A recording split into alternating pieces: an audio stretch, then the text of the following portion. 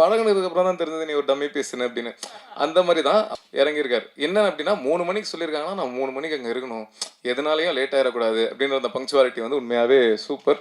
இது வந்து எனக்கு எப்படி தெரிஞ்சது அப்படின்னா, அந்த டிரைவர் வந்து வேற ஒருத்தர்கிட்ட சொல்லி, அவர் வந்து நம்ம ஈபி கிட்ட சொல்லி, ஈபி என்கிட்ட சொல்லி, அதுக்கப்புறம் இதெல்லாம் முடிஞ்சு ஷூட்டிங்லாம் முடிஞ்சு ஒரு 10-15 நாள் கழிச்சு நான் காலில் அவர்கிட்ட இதை கேட்டேன்.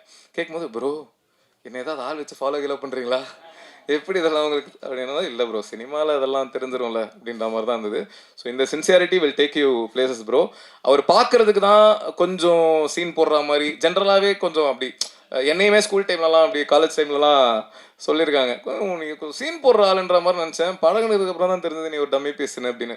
அந்த மாதிரி தான் அவர் டம்மி பீஸ்ன்னு சொல்ல, பட் பார்க்கும்போது பழகிறதுக்கு முன்னாடி ஒரு எனக்கும் அப்படி தான் இருந்தது. பட் ஆனால் என்னன்னா அவர் ஒரு இன்ட்ரோவர்ட் பேசிக்கலி. ஸோ ஒரு இன்ட்ரோவர்ட் அப்படின்றதுனால அவர் ஜென்ரலாகவே introverts come across as a very rude personality, arrogant personality, அதுதான். But he is trying to change. So கண்டிப்பாக ஃபைனலி அஸ்வின் இஸ் பேக் அப்படின்னு இந்த படம் மூலமாக கான்ஃபிடென்ட்டாக சொல்லிக்கலாம். ஏன்னா அவரோட கதைக்கும் தேட்டரில் பயங்கரமான ரெஸ்பான்ஸு, எல்லாம் பயங்கரமாக என்ஜாய் பண்ணுறாங்க. ஸோ அது ஏன் மூலமாக நடந்திருக்கு அப்படின்னு நினைக்கும் போது எக்ஸ்ட்ரா ஹாப்பினஸ்ஸு.